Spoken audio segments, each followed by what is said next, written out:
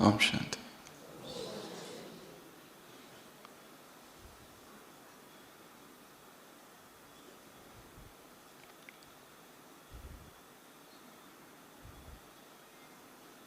महात्मा बुद्ध के जीवन काल में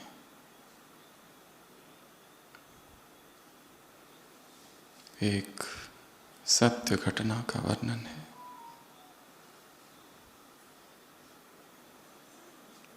एक बहुत विपुल परिवार में किसी व्यक्ति का जन्म हुआ जो बचपन से ही विलासिता के जीवन का आदी हुआ, युवा हुआ, यौवन मद स्वेच्छाचारी बना और काम भोगों में जीवन व्यतीत करने लगा। निरंकुश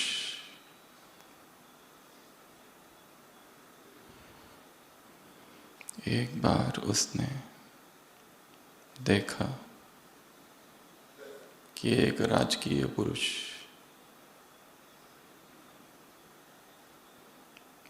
काम मिथ्याचार के दंड में पकड़ा गया है और उसे घोर दंड मिल रहा है। यह दृश्य देखकर वो डर गया, आकुल व्याकुल हुआ, भयभीत हुआ, आत्मग्लानि से भरा।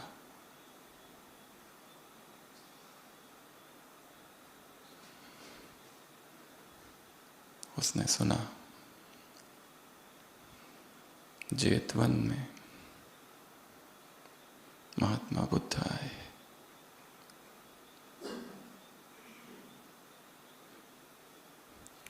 और उनके पास गया, धर्मवाणी सुनी, प्रभावित हुआ,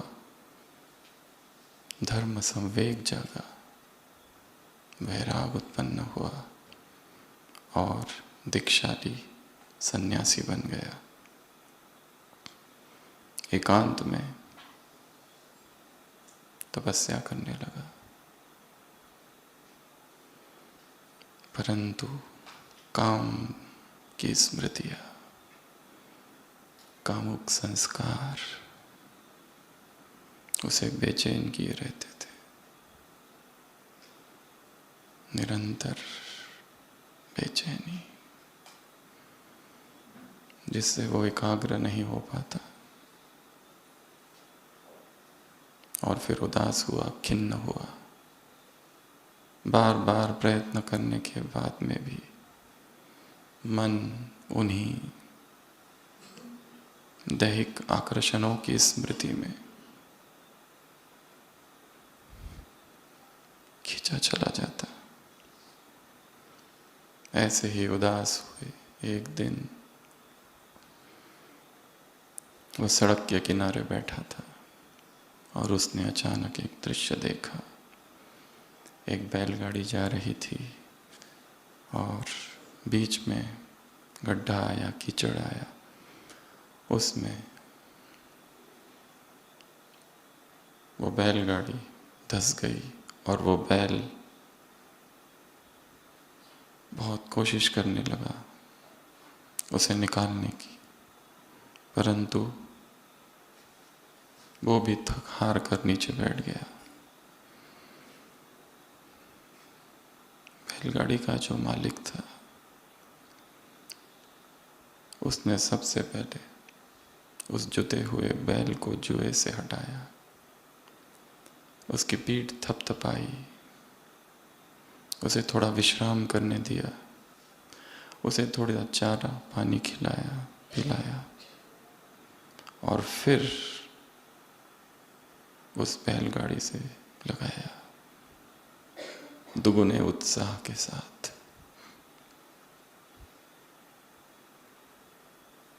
उस बैल ने प्रयत्न किया और वो निकलकर बाहर आ गया। इस दृश्य को देख वो युवक रमन बिहारी, उसके मन में अपूर्व प्रेरणा जागी।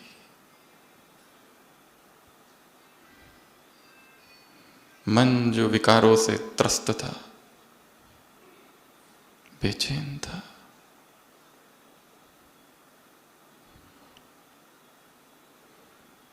उसने सोचा मैं फिर से तपस्या करूंगा। वो फिर बैठ गया और तपस्या करने लगा। फिर मन भागने लगा।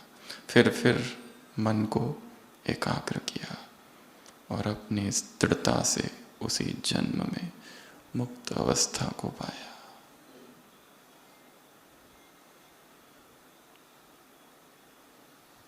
बुद्ध साहित्य में इस घटना का वर्णन है।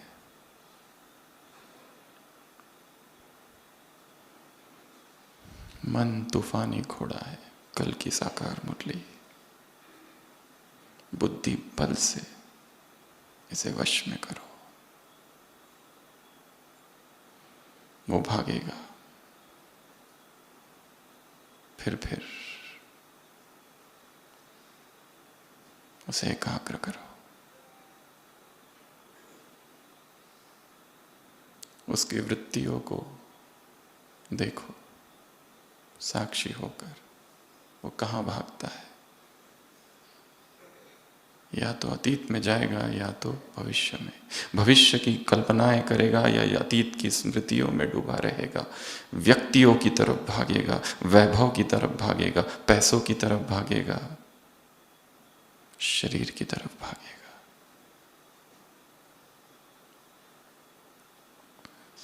ऐसे इस मन को वश में करना है, उसे समझना है, साक्षी होकर उसे देखते रहना। वो कहाँ जाता है और क्यों जाता है, उसे रोकने का अभ्यास नहीं करना, केवल देखना। ये साधना देखने की है, कुछ करने की नहीं है, केवल देखना। जो हो रहा है भीतर बाहर, केवल देखते रहना।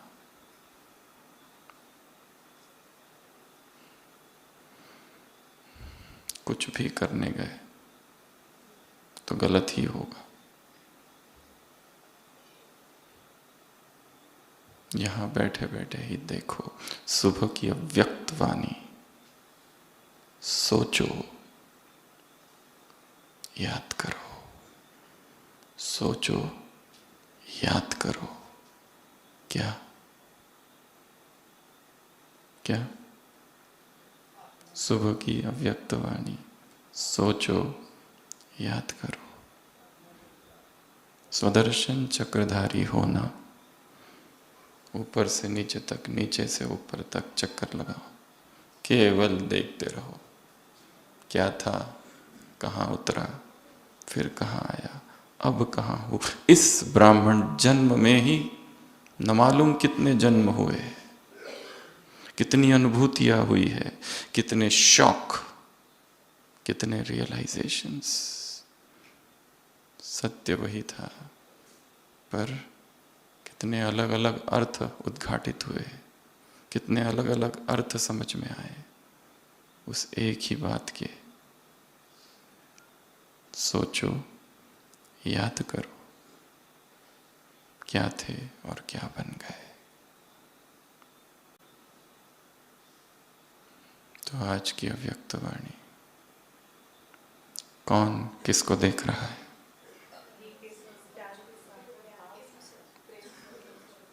सागर स्वरूप को देख रहा है। भगवान की उपमा 7 चीजों से उसने स्वयं की है और जिसका प्रयोग अगले 7 दिन करना है। कल से मधुबन निवासियों की योग भट्टी चालू, 25 से 1 तारीख तक सभी मधुबन निवासी।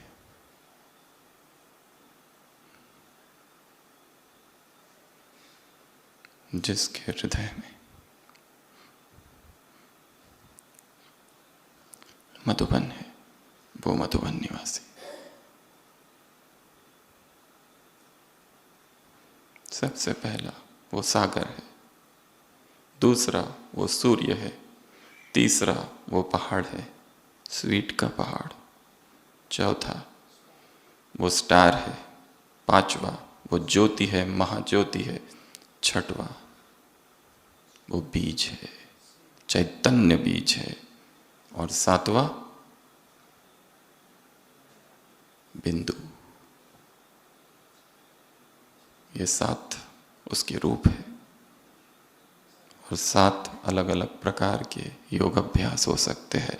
वो सागर है, उस सागर को देखो, अनंत लहरें हैं, कितना विराट, कितना विशाल, न ओर है न छोर, दूर दूर तक फैला हुआ है।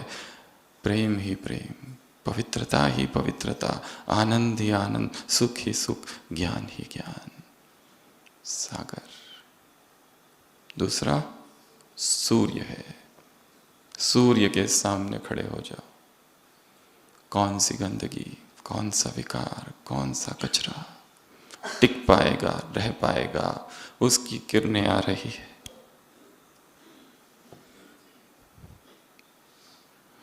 विकार, विकर्म सब भस्म हो रहा है। तीसरा वो पहाड़ है। कौन सा पहाड़? स्वीट का पहाड़।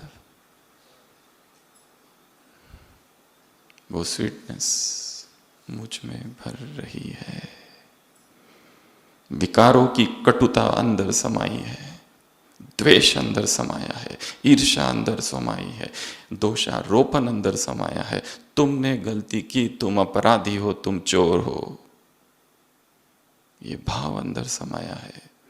दूसरों ने हमारे साथ गलत व्यवहार किया है, अन्याय किया है, इनजस्टिस किया है, हम देख लेंगे। ऐसा अव्यक्त आवाज मन में है, इतनी कड़वाहट, इतनी कटुता अंतर मन में गांठे हैं। सबकॉन्शियस में विकार है। अब तक जो कुछ किया उससे ऊपर ऊपर सफाई हो रही है, भीतर कहाँ पहुंचे? वहां तो भय है, एंजाइटी है, पैनिक है, निरंतर बेचैनी है, निरंतर दुख है, पीड़ा है, आक्रोश है, उद्वेग है, क्रोध है। वहां तक तो पहुंचे ही नहीं है।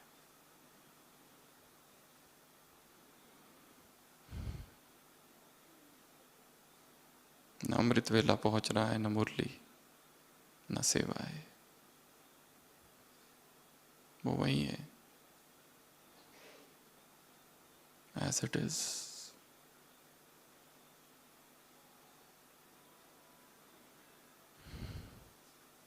किरणें लेनी है।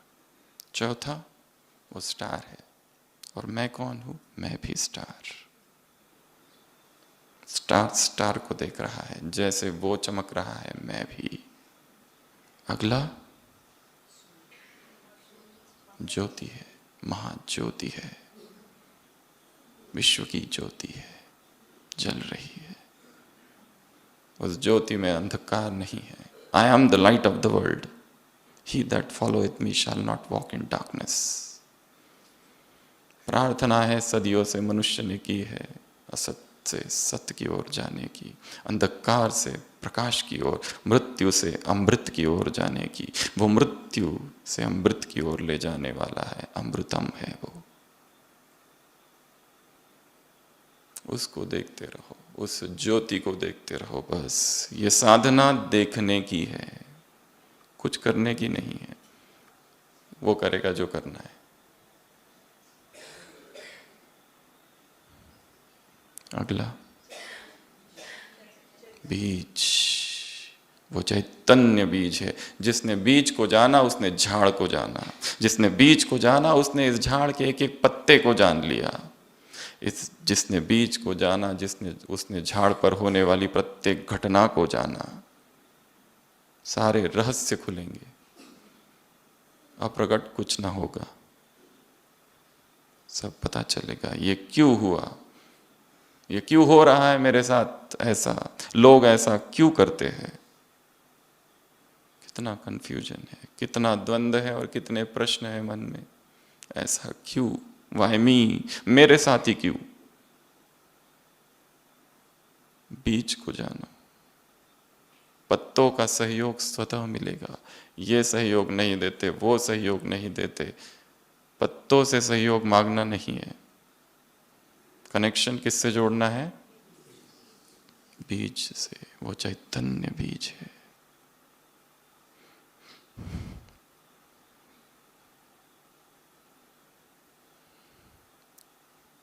जहां इंटरनेट और वाईफाई नहीं है वहां कनेक्शन बहुत अच्छा है।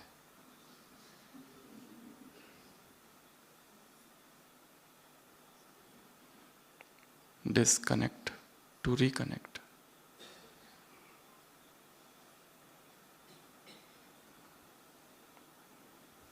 अगला वो बिंदु है, पॉइंट है, डॉट है।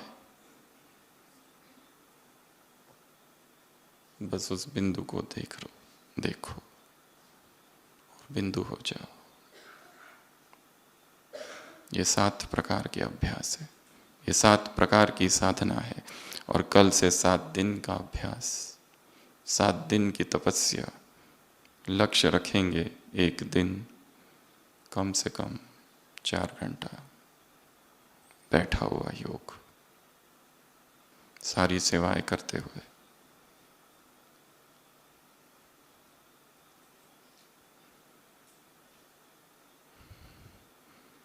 प्रेम के सागर, प्रेम स्वरूप बच्चों को देख रहे हैं। आगे मुरली। परमात्मा प्रेम और आत्माओं का प्रेम। परमात्मा प्रेम कहाँ ले गया और आत्माओं का प्रेम कहाँ ले गया? सोचो सोचो, याद करो। देवताओं का प्रेम, मनुष्यों का प्रेम, क्या दिया मनुष्यों ने, फिर भी मनुष्यों की तरफ बुद्धि भागती है। इससे कुछ मिल जाए, उससे कुछ मिल जाए, बेटे से कुछ मिल जाए, बेटी से कुछ मिल जाए, बहू से कुछ मिल जाए। किसी से कुछ नहीं मिलेगा। दोस्त से कुछ मिल जाए, चाचा से कुछ मिल जाए, मामा से कुछ मिल जाए। चाचाओं का चाचा वो है और मामाओं का मामा वो है, और पिताओं का पिता और पतियों का पति और बेटों का बेटा वो आया है प्रभु प्रेम की आग। पानी रखा हुआ है, प्यास नहीं है, उसका क्या महत्व। जो मरुभूमि में भटक रहा है वैसी प्यास।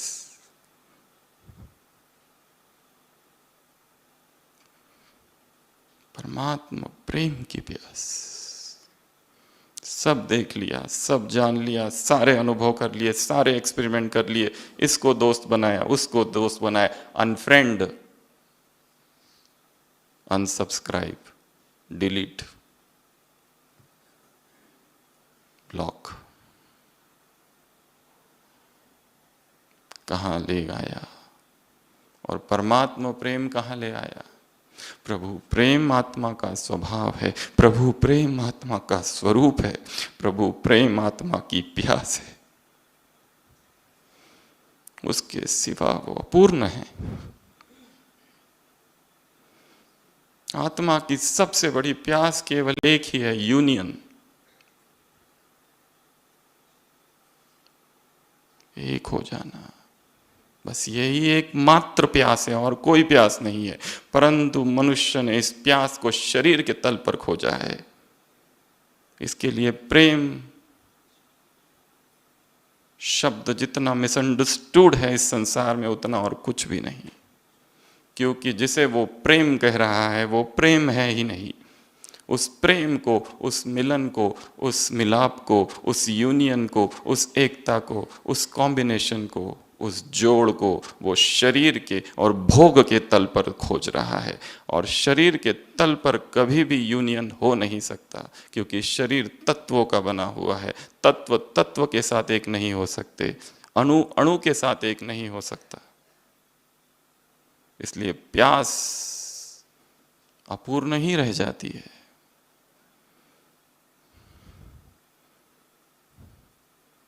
केवल और केवल बूंद सागर से मिल जाए, बूंद को सागर तक पहुंचना है। नदी की प्यास सागर से मिलन की है।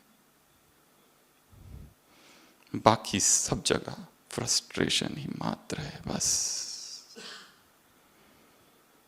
जब परमात्मा प्रेम होगा तो परमात्मा प्राप्ति होगी, परमात्मा प्राप्ति होगी तो सब कुछ होगा, प्रसन्नता होगी। और प्रसन्नता अगर नहीं है अर्थात परमात्मा प्राप्ति नहीं है, और परमात्मा प्राप्ति न होने का कारण है परमात्मा प्रेम नहीं है। उस परमात्मा प्रेम को पुनः स्पंदित करना है, पुनः जागृत करना है। कहाँ गया वो प्रेम? वो प्रेम था, भक्ति में बहुत था, तीव्र था, अत्यंत तीव्र था। जब ज्ञान में आए तो भी बहुत तीव्र था, परंतु चलते चलते चलते चलते चलते वो डाइल्यूट हो गया। पुनः जगाओ। 7 दिन, चैप्टर 1 प्रभु प्रेम। सोचो, याद करो, क्या पाया मनुष्यों से? बेटे से क्या पाया, बहू से क्या पाया, बेटी से क्या पाया, व्यक्तियों से क्या पाया, संबंधियों से क्या पाया, दोस्तों से क्या पाया? दुख और केवल दुख।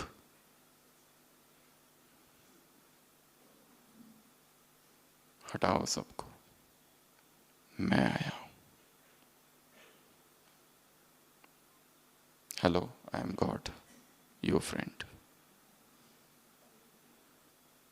फ्रेंड रिक्वेस्ट आई है।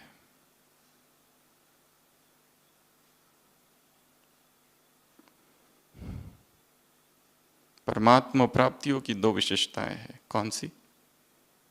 वो अविनाशी है और डायरेक्ट है। अभी, अब भी के अब भी परमात्मा प्राप्तियां। 3 गीतों का वर्णन किया है। पहला, पाना था पा लिया, कुछ भी नहीं चाहिए। I don't need anything. Woman, I don't need you. Man, I don't need you. हे स्त्री, मुझे तुम नहीं चाहिए। हे पुरुष, तुम्हारी मुझे आवश्यकता नहीं है। Get lost.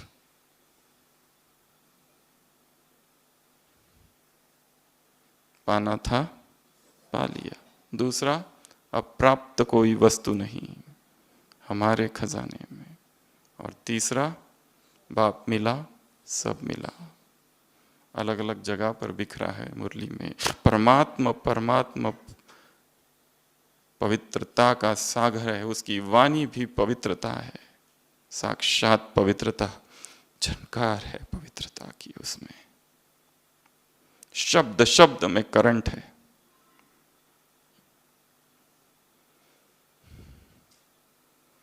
तो परमात्मा प्रेम से मुरली की शुरुआत है। परमात्मा सागर, परमात्मा स्वरूप, प्रेम स्वरूप बच्चों से मिलने आया है। परमात्मा प्रेम और मनुष्यों का प्रेम, आत्माओं का प्रेम, ये कहाँ ले आया और वो कहाँ स्वीट राजधानी और स्वीट होम। परमात्मा प्राप्तियां, 3 गीत।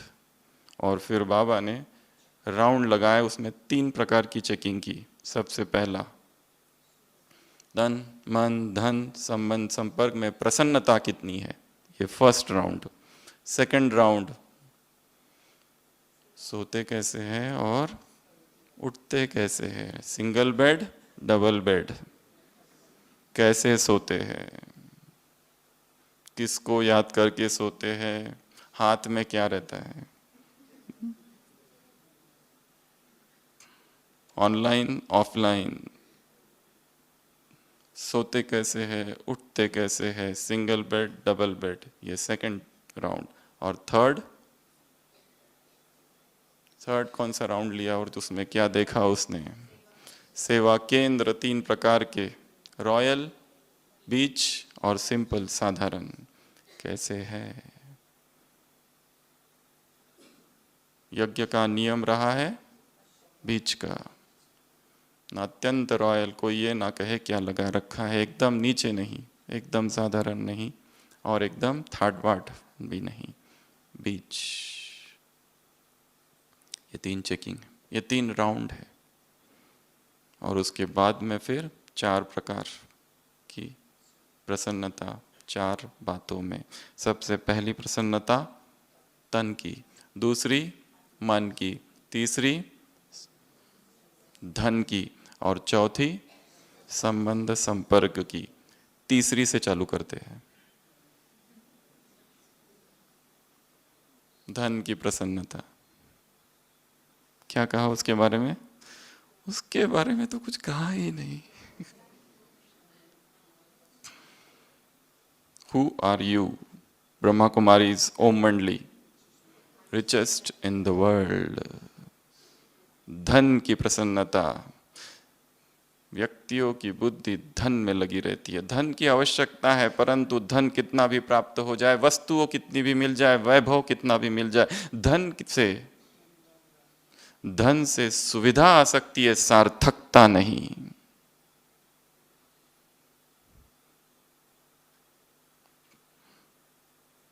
कमरों को वस्तुओं से भर रखा है, सारी बुद्धि वस्तुओं में, बर्तनों में, कपड़ों में,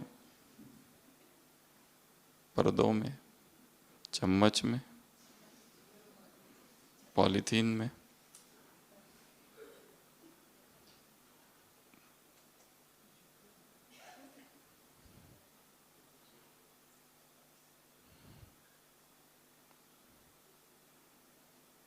सबसे बड़ा धन कौन सा है संगम युग पर? 8 प्रकार के धन बताओ। सबसे बड़ा धन, सबसे बड़ा धन, धन, करेंसी, मनी, पैसा। वो पैसा अप डाउन होते रहेगा, मनी डाउन। कब क्या है? कागज है, पाउंड, डॉलर। दुआओं का धन कितना कमाया है? आत्माओं की दुआएं कितनी प्राप्त की है? हम अस्तित्व है हमारा, हमारी वजह से कितनी आत्माओं को सुख मिल रहा है। कितने सेंटर बनाए, कितनों का कोर्स कराया, कितने प्रोग्राम किए, सब एक तरफ। सुख कितनों को दिया, दुआएं कितनों की मिली, आत्माओं की दुआओं की इनकम, ये सबसे बड़ा इनकम है, पहला। दूसरा, ज्ञान, ज्ञान का धन कितना कमाया है, बुद्धि में क्या गूंजते रहता है। तीसरा, योग बल, तप कितना किया है, तप का बल कितना कमाया है, तप का इनकम कितना किया है। चौथा, दिव्य गुण। पांचवा, आत्माओं में शक्तियां, स्पिरिचुअल पावर्स कितनी भरी है। संतुष्टता, निरंतर मन बेचैन है और असंतुष्ट है, क्योंकि कंपेयर करते रहता है। उसको ये मिल रहा है, उसके पास ये कमरा, मेरा कमरा छोटा, उसका बड़ा। उसके कमरे में ज्यादा वस्तुएं, मेरे कमरे में कम वस्तुएं। उसको सुविधा ज्यादा, मुझे सुविधा कम। फिर कह रहे हैं धन से सुविधाएं प्राप्त हो सकती है, जीवन सुविधापूर्ण हो सकता है, सार्थक नहीं। सार्थकता के लिए तप चाहिए।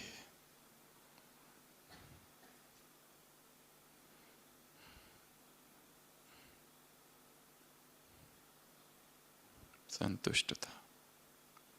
और उसके बाद प्रभु प्रेम, परमात्मा प्रेम धन है। मराठी में एक गीत है, देहाची तिजोरी भक्तीचाच छेवा, उघडदार देवा आता।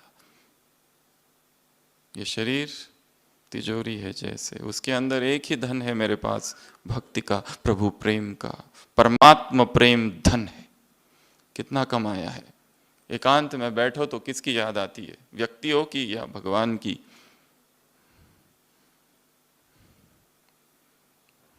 आग चाहिए, आग, आतिशे इश्क।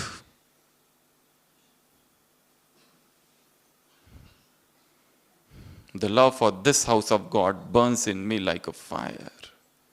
फायर चाहिए, फायर उसके प्रति।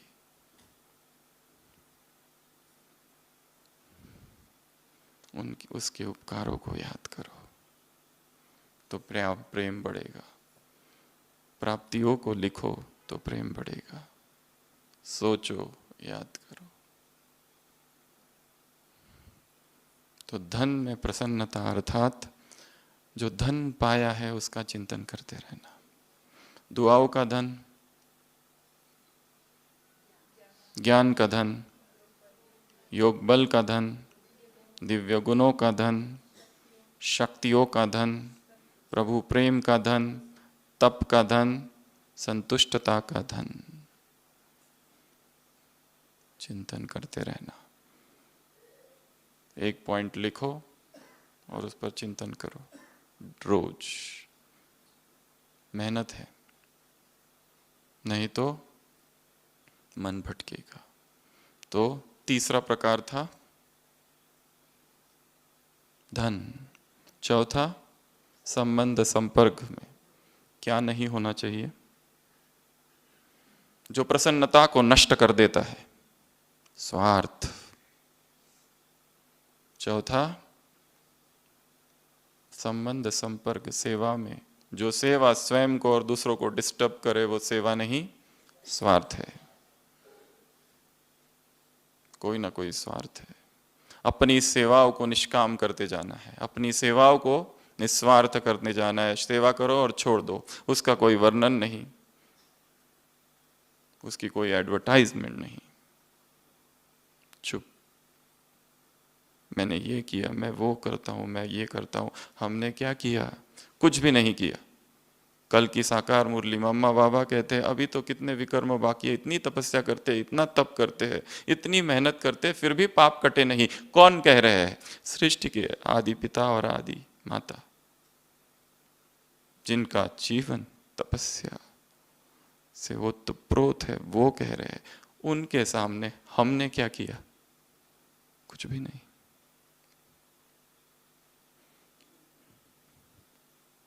स्वार्थ हटा तो नहीं सकते, कम तो कर सकते हैं। और स्वार्थ शब्द बहुत ऊंचा शब्द है, परंतु गलत हाथों में आ गया। स्वार्थ अर्थात स्व अर्थ, आत्मा अर्थ, आत्मा के उत्थान अर्थ जो पुरुषार्थ किया जाता है उसे स्वार्थ कहते हैं। आत्मा का ऊर्ध्वागमन अर्थात स्वार्थ। हिंदुओं में अवतार की धारणा है, पर वो इतनी अच्छी नहीं है। उसमें दिखाते हैं अवतार ऊपर से आते हैं, ऑलरेडी उनमें सब कुछ है। परंतु दो धर्म ऐसे हैं, जैन धर्म और बौद्ध धर्म, उसमें अवतारवाद का खंडन है। वो जमीन पर जन्मे हैं बुद्ध महावीर, तीर्थंकर बने, बोधि को प्राप्त किया अपने पुरुषार्थ से। साधारण मनुष्य है वो, अपने पुरुषार्थ से। हमारे जैसे ही भटके, हमारे जैसे ही भोग विलास में भटके, ठोकर खाई, फिर जागे, फिर उठे, फिर खोजा, फिर ढूंढा और खुद के पुरुषार्थ से पाया स्वयं। एक सन्यासिनी का वर्णन है शास्त्रों में, दांतिया नाम की, बचपन से वैराग स्वभाव। इंग्लिश में एक बीमारी होती है ऑटिज्म, जिसमें व्यक्ति को कम्युनिकेशन स्किल में प्रॉब्लम होता है, कम्युनिकेट नहीं कर सकता। परंतु ऐसे व्यक्तियों में एक अद्भुत सी शक्ति होती है, और उनमें एक चीज होता है, वो किसी भी व्यक्ति को अपने शरीर को हाथ नहीं लगाने देते, उन्हें पसंद ही नहीं आता है। ऑटिज्म वाले जो बच्चे होते हैं छोटे छोटे, अगर उनको 2-3 लोग हाथ लगाएं तो उनको बहुत घृणा होती है। बिल्कुल पसंद नहीं है कि कोई शरीर को टच करे। अच्छी बीमारी है ना।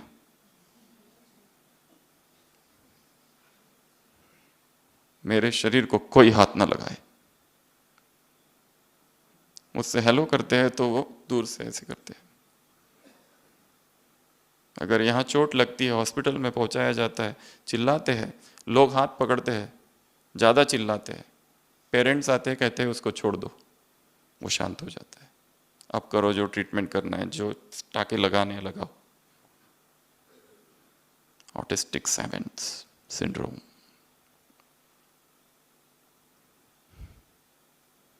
वेदांतिया अत्यंत पवित्रता, ब्रह्मचर्य।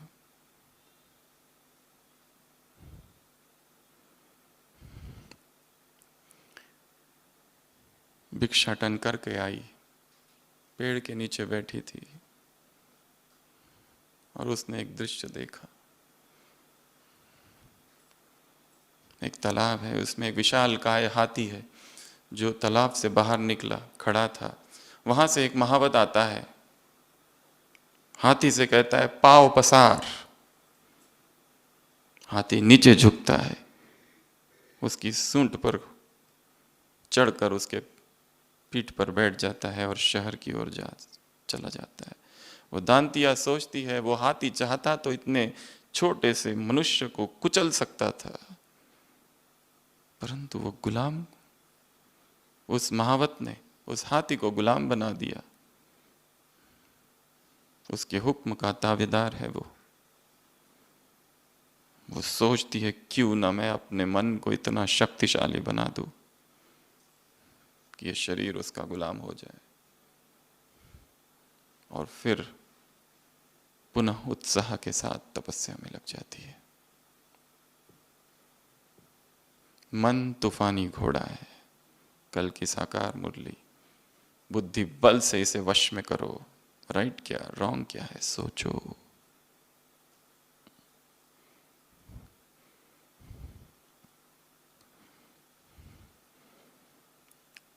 तो प्रसन्नता धन में और प्रसन्नता संबंध संपर्क में स्वार्थ को कम कम करते जाओ। और सबसे पहला शरीर और दूसरा मन। मन के लिए क्या कहा? मन प्रसन्न हो जाए। क्या कहा? सेट अपसेट होते रहता है। दो शक्तियों की कमी है, एकाग्रता और दृढ़ता। और मन कैसा है? छोटे बच्चे जैसा। उस बैलगाड़ी का जो मालिक था उसने क्या किया था? उसको विश्राम करने दिया, उसको आराम करने दिया। Give rest. भाग रहे हो सेवाओं के जंगल में, टाइम ही नहीं है खुद के लिए। To breathe. श्वास लो, रुक जाओ। Statue,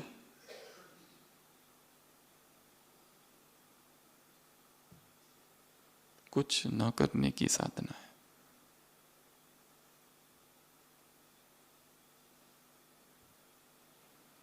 stop.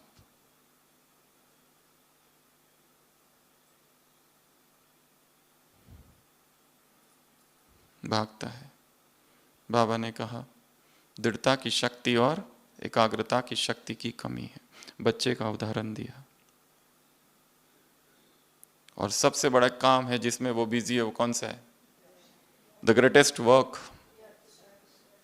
Busy doing nothing, व्यर्थ संकल्प।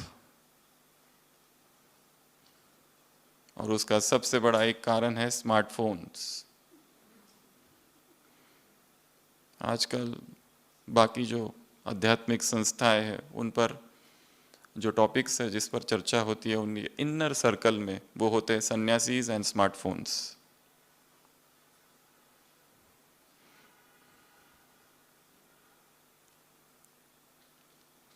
व्यर्थ कहाँ जन्म लेता है? व्यर्थ को हटाना नहीं है, व्यर्थ को देखना है। जन्म कहाँ लिया, उसकी पालना कैसे हुई, और इतना विशाल कैसे हो गया, और अपनी तरफ आकर्षित क्यों करता है? केवल देखते रहो। साधना एक ही है, साक्षी। और कोई साधना है ही नहीं, एकमात्र साधना है साक्षी। साक्षी की साधना। केवल देखते रहो। जे जे होते ते ते पहावे। बस जो हो रहा है उसे देखो, करो कुछ नहीं। और अंतर का जगत बाहर के जगत से बहुत बड़ा है। अभी यहाँ बैठे बैठे ही मन कहाँ कहाँ जा रहा है, पता नहीं ये क्लास कब पूरा होगा और फिर हम कमरे में जाकर क्या क्या करेंगे, ये खाएंगे, वो रखा है, वो पीना है, ये करना है, इसको फोन लगाना है, उसको फोन लगाना है। मन यहाँ है कहाँ? वो भविष्य में है।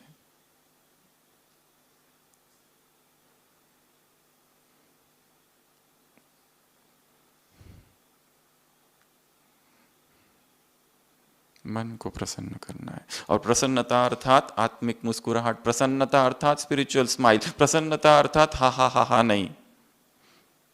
और प्रसन्नता 3 अवस्थाओं में प्रसन्नता, 3 परिस्थितियों में प्रसन्नता। पहला, रोटी ना मिले प्रसन्न, फूड। दूसरा, कोई गाली दे प्रसन्न। तीसरा, चारों तरफ दुख का वातावरण हो प्रसन्न। अगले 7 दिन ये 3 अभ्यास करने हैं। रोटी मिले ना मिले प्रसन्न। रोटी अर्थात यहां पर हमारे पसंद का।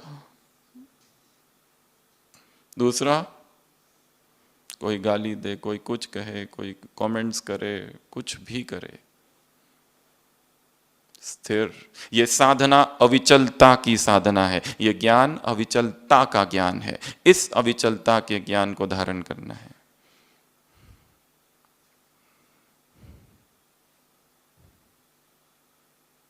तीसरा, चारों तरफ दुख ही दुख। अनित्य सुखम लोकम। इस संसार में सुख कहाँ है? व्यक्ति सोचता है यहां हूं, इस डिपार्टमेंट में हूं, उस डिपार्टमेंट में सुख होगा। वो वहां वाले सोचते हैं यहां सुख होगा, यहां वाले सोचते हैं यहां का सुख देख लिया, अभी कहीं और का सुख देखना है। The other is hell. You are heaven. मन। तो ये 3 परिस्थितियां। अब सबसे महत्वपूर्ण, शरीर बीमार है। कौन बीमार ज्यादा करता है, बीमारी या महसूसता? बीमारी की महसूसता, बीमारू की फीलिंग, मैं बीमार हूं, मैं बीमार हूं, मैं बीमार हूं। 1957 journal of technological sciences, doctor Bruno ने एक स्टोरी पब्लिश की थी। अमेरिका में एक पेशेंट है जिसका नाम है मिस्टर राइट। उसको एक बीमारी हुई है, लिम्फोसार्कोमा, जो कैंसर है, सारे शरीर में फैल गया है, फेफड़े में फैल गया है, फेफड़े शरीर पर, चेस्ट पर गांठें हुई है, फेफड़े के अंदर पानी भर गया है, सारी आशाएं टूट चुकी है, मरण सामने है। परंतु अचानक न्यूज़पेपर में, अखबारों में, सब जगह पर एक आता है, एक नया ड्रग आया, क्रिबायोजेन। और वो जो ड्रग है, वो ड्रग में इतना पावर है, ऐसी कीमोथेरेपी एजेंट है कि जिससे वो कैंसर ठीक हो सकता है। फिर से आशा जगती है। वो डॉक्टर के पास जाता है, डॉक्टर का नाम होता है mister right, mister best. Patient का नाम मिस्टर राइट। वो कहता है कैसे भी करके मुझे वो दवाई दो, मैं उससे ठीक हो जाऊंगा। वो डॉक्टर पेशेंट को एडमिट करता है। 10 दिन पेशेंट रहता है, कीमोथेरेपी के इंजेक्शन जाते हैं क्रिबायोजेन के, और 10 दिन के बाद चमत्कारिक रूप से पेशेंट ठीक हो जाता है। 2 मास तक घर पे रहता है और बहुत खुश रहता है, क्योंकि उसका विश्वास था कि ये बीमारी, ये दवाई ही सबसे बेस्ट है और इसने मुझे ठीक कर देगा। 2 मास के बाद उसी ड्रग के बारे में, उसी कीमोथेरेपेटिक एजेंट के बारे में, उसी क्रिबायोजेन के बारे में अखबारों में फिर से खबर आती है कि वो जो दवाई थी वो तो घटिया दवाई है, उससे कुछ फायदा नहीं है। नए ट्रायल्स, नए रैंडमाइज कंट्रोल ट्रायल हुए, उससे पता चला कि वो दवाई फालतू है। पेशेंट फिर से दुखी हो जाता है, फिर से उदास हो जाता है, बीमारी फिर आ जाती है। पर इस बार उसका जो डॉक्टर है वो सोचता है कि मैं इसको ठीक करूंगा, और वो कहता है कि तुम इस बार एडमिट हो जाओ फिर से। अभी जो मेरे पास जो नया ड्रग आया है वो अल्ट्रा फिल्टर्ड किया हुआ क्रिबायोजेन है, शुद्ध रूप में। फिर से जागृत होती है आशा, और पेशेंट फिर एडमिट हो जाता है। और फिर पेशेंट ड्रग, तो डॉक्टर ड्रग देता ही नहीं है, डॉक्टर बेस्ट जो होते हैं वो उसको स्टेराइल वाटर के इंजेक्शंस देते हैं। परंतु विश्वास होता है उसको कि मेरी बीमारी ठीक हो जाएगी, और सारी बीमारी ठीक हो जाती है। वो घर चला जाता है, 2 मास तक ठीक रहता है। और अल्ट last American Medical Association AMI चारों तरफ ढिंडोरा पीट देते हैं कि वो जो ड्रग था क्रिबायोजेन एकदम घटिया है, फालतू है, इनइफेक्टिव है, उससे कभी कोई ठीक नहीं हो सकता है, उसके ज्यादा साइड इफेक्ट्स है, it's a toxin, immediately it should be stopped and withdrawal from all the stores. Patient वो खबर पड़ता है 2 दिन में मर जाता है। उसको ठीक किसने किया? उसने कहीं ना कहीं मन है। अधिकतर बीमारियां मन से निकल रही है। इसलिए बाबा ने कहा बीमारी की महसूसता, मैं बीमार हूं, मैं बीमार हूं, मैं बीमार हूं, और ज्यादा बीमार कर देती है। सोचो मैं स्वस्थ हूं, मैं निरोगी हूं, बीमारी मुझे टच भी नहीं कर सकती, मुझे कुछ नहीं हुआ है, मैं स्वस्थ हूं। निरोग की परिभाषा मैं हूं। I enjoy radiant health. बाबा ने कहा बड़ों से ज्यादा छोटे बीमार है। बीमार बीमार बीमार। साइकियाट्री में 2 प्रकार के सिम्टम्स गिनाए जाते हैं। एक अनकॉन्शियस अटेम्प्ट से होते हैं, जिसमें पेशेंट बीमार होता है, उसको मंचाउसन सिंड्रोम कहता है, पर बीमार होता नहीं है। आज भी बोला ना, कमर दर्द है, टांगों में दर्द है। बीमार कौन है? मन। उसका कोई थर्मामीटर, उसके कोई MRI CT स्कैन कहाँ पता चले? कोई कहे सर दर्द हो रहा है, तो उसमें मंचाउसन में वो होता है कि पेशेंट को प्रेम चाहिए रहता है, इसलिए वो ढोंग करता है कि मैं बीमार हूं, मैं बीमार हूं। घर में कोई ध्यान ही नहीं देता है, इसलिए बीमार पड़ते हैं, हॉस्पिटल में एडमिट होते हैं, तो सब लोग मिलने आते हैं, तो प्रेम मिलता है। That is Munchausen syndrome. दूसरा होता है मंचाउसन बाय प्रॉक्सी। वो अपने कोई बूढ़ा है, कोई अपना बेटा है, अपने स्वजनों के लिए, दूसरों के लिए। एक दूसरी बीमारी होती है जिससे यह है प्राइमरी गेन।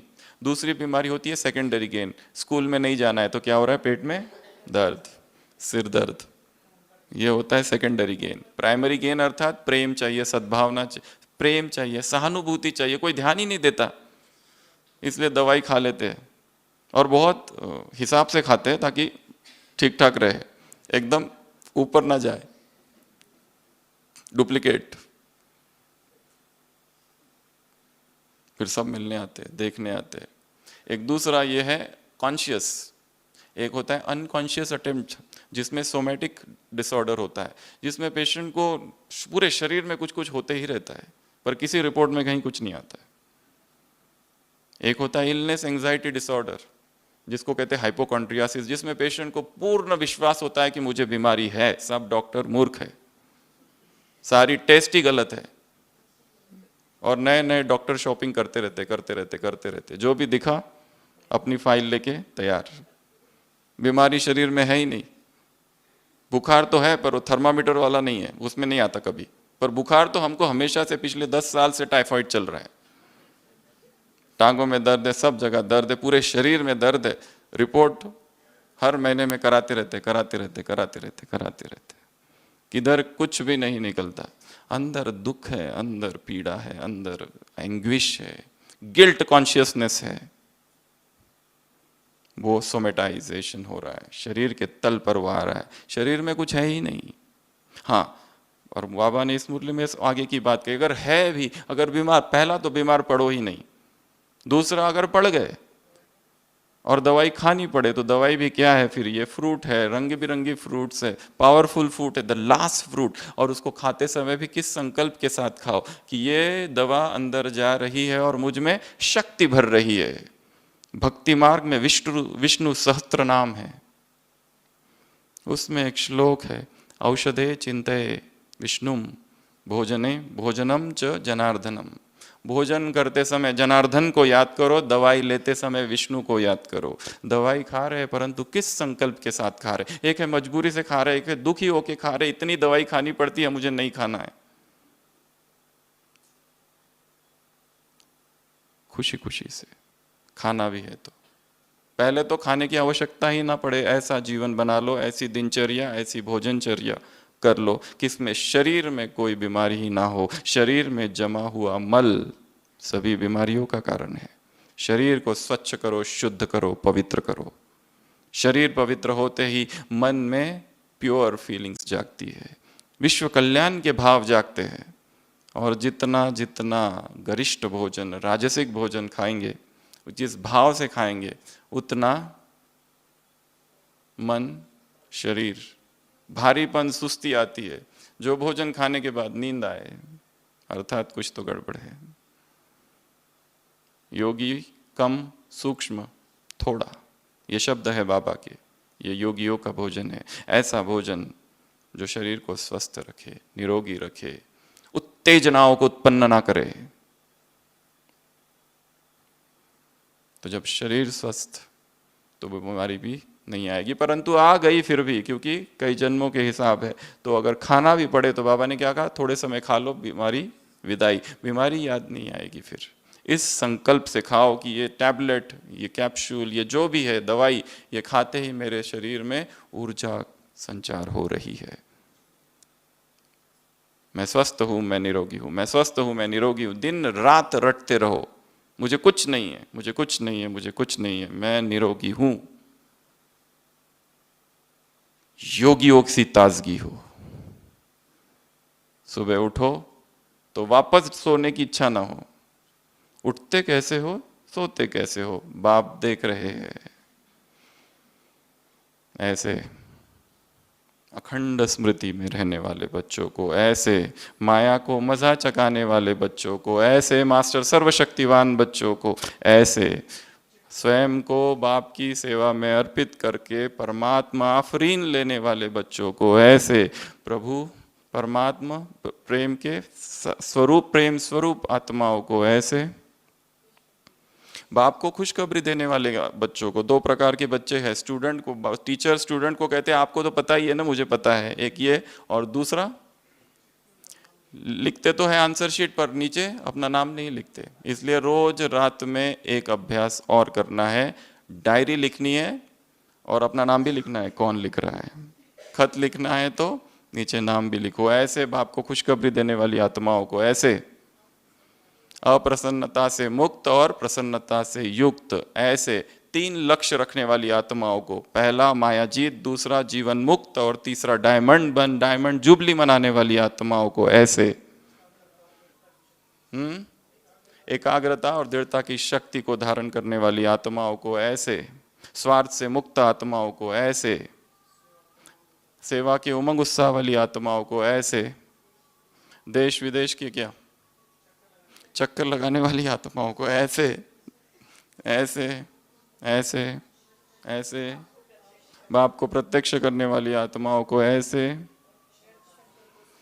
अप्रसन्नता से मुक्त बोल दिया, ऐसे शरीर में मैं शरीर की बीमारी की महसूसता से मुक्त आत्माओं को, शरीर को डिसीज कॉन्शियस नहीं, बीमारी कॉन्शियस नहीं, दवाई कॉन्शियस नहीं, टाइम कॉन्शियस नहीं, बॉडी कॉन्शियस नहीं, विकार कॉन्शियस नहीं, ऐसी श्रेष्ठ आत्माओं को, ऐसे ब्राह्मण जीवन के सच्चे ब्राह्मणों को, उच्च लक्ष्य रखने की विशेषता वाली आत्माओं को, ऐसे चारों प्रकार की प्रसन्नता वाली आत्माओं को, ऐसे संबंध संपर्क में स्वार्थ से मुक्त आत्माओं को, ऐसे richest in the world Brahma Kumar ब्रह्मा कुमारियों को, ऐसे व्यर्थ से मुक्त आत्माओं को, ऐसे सबसे बड़ा काम व्यर्थ से मुक्त आत्माओं को, ऐसे अप्राप्त कोई वस्तु नहीं, ब्राह्मणों के खजाने में पाना था सो पा लिया, बाप मिला सब कुछ मिला, ऐसे बाप की याद में सोने वाले, बाप की याद में उठने वाली आत्माओं को, ऐसे सेंटर ना अति ऊंचा ना अति नीचा, बीच की साधना करने वाली आत्माओं को, ऐसे स्वदर्शन चक्रधारी आत्माओं को, ऐसे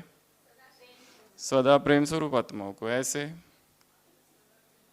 मास्टर सर्वशक्तिवान आत्माओं को, ऐसे 7-8 प्रकार का धन, ऐसे धनवान आत्माओं को, ऐसे ब्रह्मचारी आत्माओं को। कल की साकार मुरली, ये साधना बिना ब्रह्मचर्य के धारणा नहीं होगी। ब्रह्मचर्य टूटा तो धारणा टूटी, किसी को कह नहीं सकेंगे काम महाशत्रु है।